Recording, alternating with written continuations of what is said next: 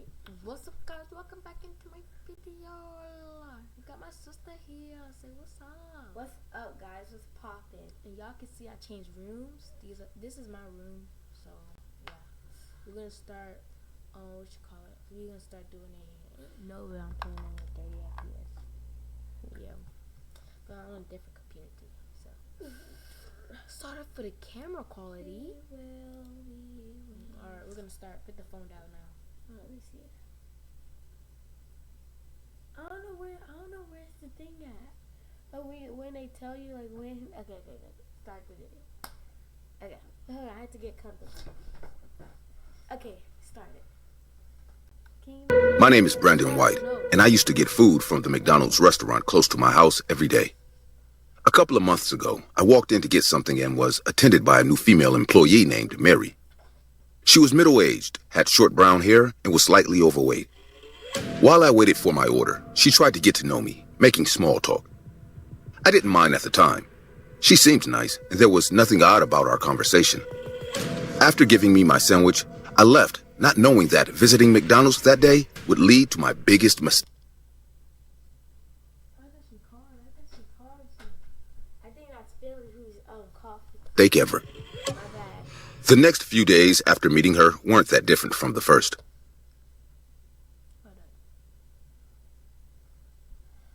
We'll have to rate it after this. But as more days went by, I began to notice something strange about Mary. For starters, Mary was always the one taking my orders. This was unusual for McDonald's. To make things worse, the conversations she tried to have with me only became weirder and left me uncomfortable in most situations. She would say strange things like how I looked so sexy and tasty, and sometimes ask me questions that no employee should have been interested in. Everything about Mary's behavior was odd. She looked almost 10 years older than me and didn't strike me as that sort of person in any way. Eventually, I began visiting another McDonald's far away from my house, deciding against reporting Mary and getting her fired. A couple of weeks went by, and one day, I walked into the new McDonald's and saw Mary working at the counter. I was shocked and expected her to tell me if she was filling in for someone, but instead, Mary acted as if she'd never left the old McDonald's and didn't address the situation at all. She resumed her usual attempts at small talk and disturbing remarks, but I simply ignored everything she said, got my order, and left. I decided not to go to McDonald's for a while, and only had it when a few friends placed orders at their apartments. I didn't know if Mary still worked there, but I wasn't eager to find out. One afternoon, while walking home after getting groceries, someone suddenly bumped into me out of nowhere, and most of my groceries fell. I bent over to pick them up, and the woman who had bumped into me began apologizing as she joined me to pick up the groceries. When I looked up to thank her, I was shocked to see Mary standing in front of me. I remained in silence as my mind raced. Was this woman stalking me, or was this just a coincidence? After standing there in silence, Mary finally said, "Well, young man, I'm in a hurry, so sorry about that," and left, acting like she didn't know who I was. I brushed it off again as a coincidence and walked home. As I got home, I realized my house keys weren't on me, but I was in a hurry and figured I had probably left without them, so I quickly got my spare key from under the mat, dropped my groceries inside, and left to meet up with my colleagues. My coworkers and I spent a couple of hours getting drunk and playing games on our day off. I left and headed home. But as I opened my door, something about it felt different. That feeling you get when someone else has been in your home was everywhere. But I was wasted, and all I wanted to do was take a shower. So I quickly looked around and headed to the bathroom. Later that night, I was alone in my living room watching HBO when my phone rang. I was curious about who could be calling me so late at night, so I answered with a simple, "Hello?" There wasn't a voice on the other end, but I could hear someone breathing heavily for about a minute before finally hearing a whispery voice say, "Come upstairs." I ended the call immediately, assuming it was some kids playing a prank, but something about it felt off, and despite my efforts, I couldn't stop thinking about it, and how I felt someone was in my home earlier that day. About 3 minutes later, my phone rang again, and it was the same number. Imagine an opportunity to exist beyond. I simply ignored it and tried to focus on something else. That's when I heard a noise coming from upstairs. I quickly switched off the TV and decided to listen more closely to make sure I wasn't hearing things. Sure enough, I heard a loud noise from upstairs, followed by another, and soon enough, I could tell they were footsteps, and someone was actually in my home. I quickly grabbed my phone and called the police before heading to the kitchen and grabbing a knife. The house was silent for the next few minutes, so I began to walk up the stairs slowly to make sure there was actually an intruder. As I checked each room one after the other, I began to calm down and question if I heard anything at all. Eventually, there was only one room left to check, and as I opened the door to the guest room, I was filled with a feeling of relief as all I could see was an empty room. And the sense of relief I had just gotten was quickly overcome with fear. As out of the corner of my eye, I could see a figure standing behind the door. Before I could say anything, the person jumped on me, knocking the knife out of my hand and settling on top of me, pinning both my arms under her. In that moment, all I could feel was terror as Mary looked me dead in the eyes before proceeding to grab the knife I had dropped. Mary slowly brought her head closer to me and began to sniff me, like she was taking in deep breaths. My skin began to crawl, and I began to struggle to get free, but there was no use, as Mary was a lot heavier than I was. She eventually stopped sniffing me and proceeded to say, "Oh, I missed you so much, baby. But you've been avoiding me lately. You looked so tasty today. I had to see you. And well, now I have to take a little bite." She smiled and continued, "Now, it'll hurt a little, but I'm sure you don't mind, darling." Mary quickly brought down the knife on my hand, taking my pinky finger clean off. The pain shot through my body, and I couldn't help but let out a piercing scream. Blood began to spill everywhere, and Mary couldn't hold back her laugh as she threw my finger in her mouth and chewed it down until nothing remained. At that point, I had begun to close my eyes as I slowly lost consciousness from the pain. That's when Mary said, "No, baby, don't do that.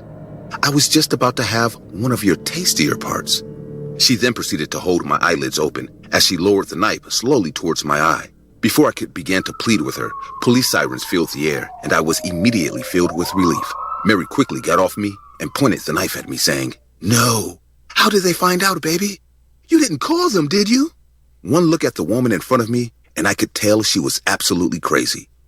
She began pacing the room and was visibly worried, so I decided it was better to play into her game than act out, as I already knew how far she was willing to go. "I'm so sorry. I didn't know it was you waiting for me, so I called them. Just let me go down there and send them away, and I'll be right back." Mary looked at me with what seemed to be relief, and I could tell she truly believed what I had just said. She replied, "All right, honey, be quick now," and lowered the knife, letting me leave. I bolted downstairs with one thing in mind: get as far away from Mary as I could. As I stepped out of the house, I was met by a group of officers. They asked if anyone else was in the house before storming in and exiting with Mary in the next few minutes. Mary was taken away in tears as she screamed at me for betraying her and not keeping my word, confirming to the police that she was completely crazy. In the last few days, I've been informed by the authorities that Mary is wanted in several states for multiple counts of rape, assault, and suspicion of cannibalism. I was lucky enough to be the only one of her victims to survive her ordeal. That encounter still keeps me up at night, and I haven't been able to stop thinking about the first time I met Mary in McDonald's. I hope my story has helped you all realize that we really know nothing about the people who serve us and our families at McDonald's. In my case, I met a crazy serial killer who posed as a happy-go-lucky woman, but in your case, it just might be the devil who hands you your Happy Meal with a smile on their face.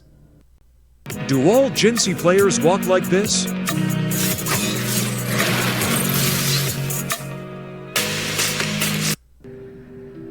Hello everyone. We are thrilled that you have been enjoying our videos. Your support means the world to us. If you've liked... So, okay, so I want to rate it. So what do you I rate give it? it like a 7.2. 7.2, yes, 7.2. I'll give it like a 2.3. It wasn't that good, but okay, let's continue. days of the year. The kids are always happy. There's food, parties, and presents. It's really that time of year when we can leave all our problems behind and concentrate on being happy, even if it's just for a day or two. The story I'm about to tell you was just before Christmas, in those days when we were getting ready for the holidays and it was all happy times. What neither I nor my children expected was that those moments of happiness would be interrupted because we had an appointment with the unknown. Something we didn't understand at the time, and still don't today, was stalking us. And you know what? It still is. If you don't know what you're up against, how can you defeat it? It all started on a snowy day. During those days, we decided to take a mini vacation and went to my parents' country house. My wife was hesitant to go since we had a lot of work to do when we got back. But the kids were on vacation from school and insisted all year to go. So we indulged them. It was only a few days before Christmas. We had already put up the Christmas tree and decorated our house in town. But the cabin still lacked some Christmas spirit. We brought some decorations to beautify the cabin a bit, but to my surprise, my parents had left us something. A human-sized Santa Claus. Keep that out. It looked like an animatronic, but it was very strange. It was too... Yeah, no, move out, bro. Yeah. That grandma's psycho, bro. Grandma gave her... Yeah, no, grandma wants y'all to die. Yeah. If I see that, this already coming at 0. Yeah, bro. Bro. The teeth is just insane. The teeth is just insane. thin. Normally, Santa Clauses are similar to the real Santa. Fat with a huge smile. But there was something weird about this one. His look was touching. He looked like some Santa Claus out of some child's nightmares. I was about to put it away, but my kids saw it at the same time I did, and for some reason, they liked it. Kids really do have the weirdest tastes. Other than that, the day continued as normal. We spent the evening watching movies and eating something as a family. The kids seemed very entertained, and my wife and I were very happy about it. Nothing prepared us for what would happen the next day. After spending the night sleeping comfortably, a scream woke my wife and me at the same time. It was the scream of one of our children. As soon as we woke up, we both looked out the window where the scream was coming from. My 2 children were outside, running through the snow, running away from someone. When I looked back a little further, I clearly saw their attacker. No, it couldn't be true. It was the Santa Claus animatronics I had put up yesterday. This didn't make any sense. As I watched him run in the direction of my children, I could see him walk very naturally. This was not an animatronic or anything like that. It moved like a human, but it was so thin. Who could fit into that costume? I told my wife to call the police as soon as possible while I went to get our children and protect them from their attacker. At that point, I didn't care about bundling up or getting a gun. I had to go as soon as possible. As soon as I got out, I did not go in the direction of my children, but towards my attacker, who for some reason was not running, but only walking in the direction of my children. I don't know what this being was or why it was attacking my children, but I knew I had to do something to stop it. With all my strength, I threw myself at him. I still thought that all this must have some explanation. Maybe it was a person disguised as a Santa. Yes, that must be it. That was the only logical explanation. A little confident from the lie I fed myself, I tried to take him down, but that's when despair and desolation took over my whole body. When I was just a few inches away from him, about to knock him down, I was overcome with a horrible feeling of fear and sadness that prevented me from moving forward. Defeated and crying, I fell to the ground, clutching my chest from the pain I felt. This was not the pain of a physical attack. Jesus. It was not the pain of an illness. It was the pain one feels when one is very nervous or sad. Santa simply ignored me and kept walking in the direction of my children. Whatever it was, he was aware of what was happening to me. Possibly in some way, he caused it, since he didn't flinch an inch from my attack, knowing what was going to happen.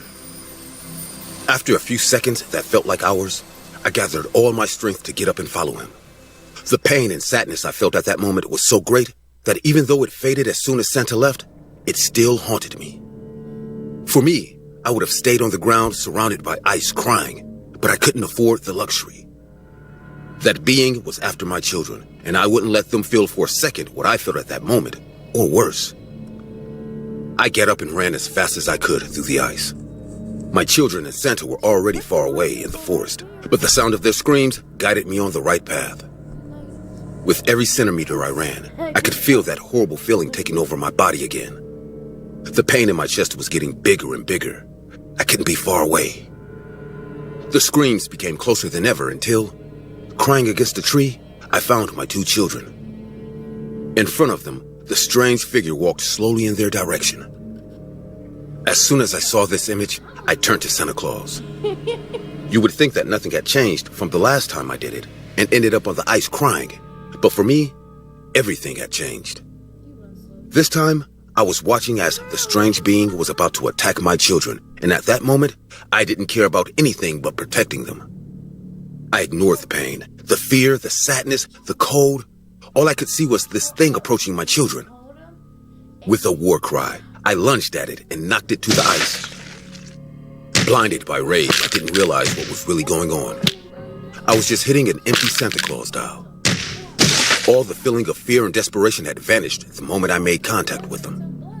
Now I was doing nothing more than hitting an inanimate object while my children cried beside me. When I realized this, I stepped aside and went to hug my children while Santa stood destroyed next to us. It was all over. Once we got back, I threw all the parts of that Santa Claus in the trash and put a new one once we got home. I'll be honest with you. The new Santa Claus didn't last more than 2 days. Maybe I was still a little paranoid, but I could swear that every once in a while, it felt like it wasn't in the same position I left it in. As if his head or limbs were moving when no one was watching. Also, I couldn't shake this feeling. This feeling of paranoia that when I was near him, I was constantly being watched. For their part, my children didn't talk about it, but I could see in their eyes that they were terrified. At first, my wife thought everything I told her was a joke. But over time, she began to believe us. Although part of her thinks it's a strange collective paranoia. The easiest way to capture your gaming sessions is with Powder. With one click, record your entire session. I can't blame her, and I can't blame you if you don't believe me. Not even in my wildest nightmares could I think something like this could happen. But I guess, as a human, there are things we can never understand. And you know what? It's okay. I don't want to understand what happened that day. I just don't want it to happen again. I just want my family to be safe. I just want my family to be safe. Working at Burger King was an average job for a guy like me. Often the nights were quiet, with only a handful of customers coming in for a quick dinner before closing. But on that particular night, the story I'm about to tell you was anything but ordinary. I was alone on the night shift, as usual, and the clock read 10 p.m. when it all started. The night was cold and dark, and the rain was pounding on the windows of the restaurant, creating a gloomy atmosphere. I had finished cleaning the tables and was about to close when I saw a lone man standing outside in the pouring rain. He wore a black jacket and a hat that hid half his face, but something about his posture sent a shiver down my spine. I still couldn't refuse entry to a customer, so I opened the door for him. The man walked in without saying a word, just staring at me with his cold, dark eyes. He ordered a hamburger and a soda, and I prepared his order. The atmosphere in the restaurant was strange, as if silence and tension had taken over the place. As I delivered his food, I tried to make friendly conversation, but the man didn't respond. He just kept staring at me. Something in his gaze made me uneasy, but I decided not to pay much attention to it. The man sat in a corner of the restaurant, alone, silent. I continued with my usual tasks, but I couldn't help but feel watched. A few minutes passed, and I noticed that the man didn't touch his food. He just sat there, looking at me. I felt uncomfortable, as if I were in a scene from a horror movie. Finally, I decided to approach him and ask if everything was okay. I walked up to his table and spoke to him. "Is everything all right, sir?" The man looked up, but instead of answering, he smiled in a disturbing way. It was a smile that didn't reach his eyes, and his teeth looked sharp as knives. At that moment, I knew something wasn't right, but I couldn't just let it go. The man finally spoke, and his voice was soft and creepy. I like your restaurant. It's a good place to be alone. I didn't know what to answer, so I just nodded and walked away from his table. I walked back to the counter, trying to ignore the uneasy feeling that came over me. The night was slowly progressing, and the man was still sitting in his corner, not touching his food. I decided to call the manager and tell him what was going on, but the call was mysteriously cut off before I could say a word. I felt like I was trapped in a silent nightmare. I decided to take a break and headed for the bathroom. I needed a moment to regain my composure. While I was in the bathroom, I heard footsteps outside. As I came out, I saw the man walking around the restaurant, looking at everything as if he were inspecting every nook and cranny. I didn't know what to do, but I knew I couldn't stay hidden in the bathroom forever. When I returned to the counter, the man approached and finally broke his silence. You have an interesting place here. I like it. A lot. His words were unsettling, and his gaze kept boring a hole into me. I didn't know how to respond, so I simply said thank you, trying to remain calm. The clock struck midnight, and the man still wouldn't touch his food. At that moment, I realized I couldn't let this continue. I asked him if he needed anything else, if he was satisfied with his dinner. I need you to show me the kitchen. My heart began to pound. I was not allowed to show customers the kitchen, and something about the way he was asking made me even more uneasy. I politely explained that I couldn't do that it was against restaurant policy. But the man was unfazed. He simply got up from his chair and started walking towards the kitchen. I reacted as quickly as I could and started to press the panic button behind the counter, but I didn't know if it was working. The button didn't react and didn't make any sound. Who knows? Maybe it didn't work months ago. Maybe it never worked. Terrified, I made a really bad decision. Driven by pure fear combined with my survival instinct, I ran after him, trying to stop him. I begged him not to come in, but he wouldn't listen. When he reached the kitchen, he stopped and started looking around, as if he was looking for something. I felt trapped between my duty to protect the restaurant and the fear that was gripping me. The man walked over to one of the meat cleavers we had in the kitchen and picked it up. At that moment, I knew I had to do something. I grabbed a frying pan and prepared to defend myself, even though it was clear I was at a disadvantage. Do you know what silence is, kid? Silence can be scary. Right? The man advanced towards me, his blade held high. I prepared to defend myself with the frying pan, but it was useless. Laughing, he pulled the pan out of my hand as if I were a child playing with something dangerous. Like a cornered animal, I fell to the ground crying, accepting my fate, aware that I couldn't do anything to defend myself against this man. In retrospect, I could have tried to run. I could have thrown myself at him. Anything would have been better than just giving up like that.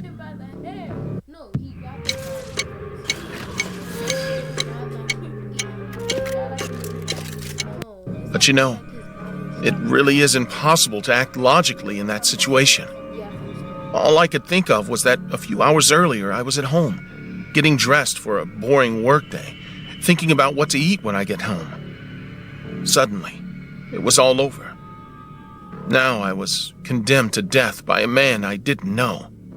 His motives were totally unknown. I was just simply going to be the victim of a sick man who was going to kill me for fun.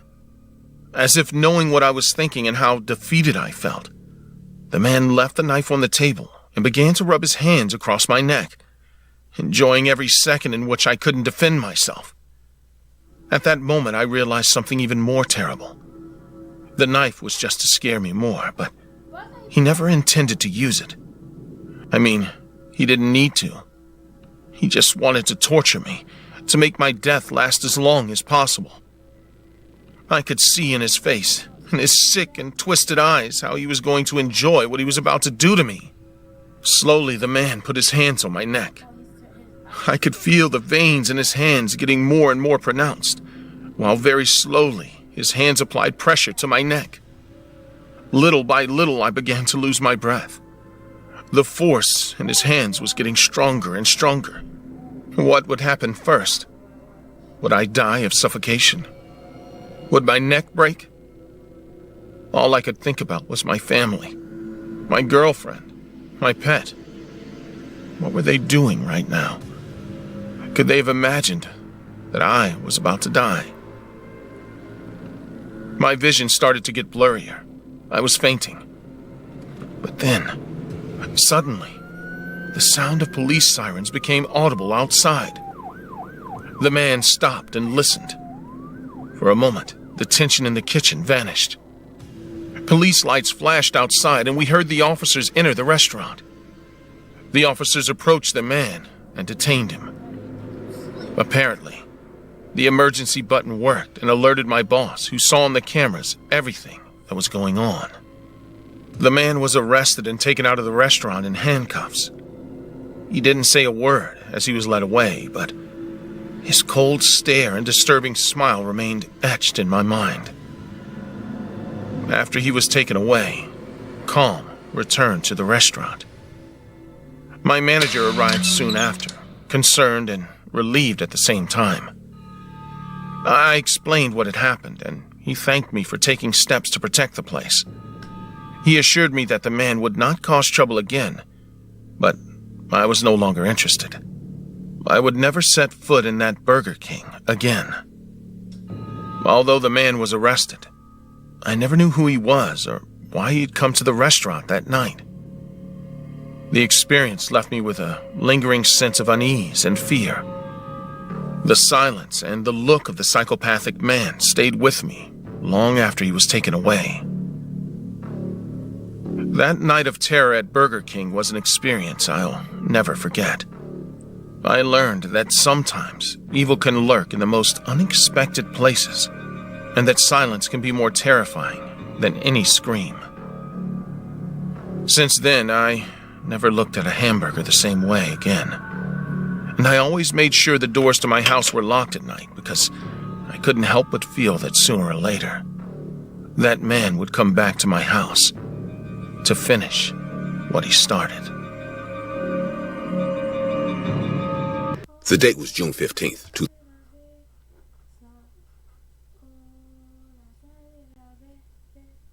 Alright guys, that's it for today. Oh my god, is that me? Oh my god. Head. Jane, look at that. So you better stop, because last time you fell off the chair. That's how you did a double backflip and broke your leg or something. June, Bobby! I don't know why you did that. I just wanted to. Alright guys, that's it for today. Make sure you like. Okay, let's Hit restart. subscribe. And turn on those notifications. I forgot. I don't even know how to say it. Please subscribe and Yeah. like my video. Thank you for watching. If you like my content, please subscribe and like my video. Thank you so much for And watching. make sure. Peace Ow. out. Wait, hold up. Bro. Hold up. Make sure y'all rate the video. to Bro, 1 to shut 10. up about that, bro.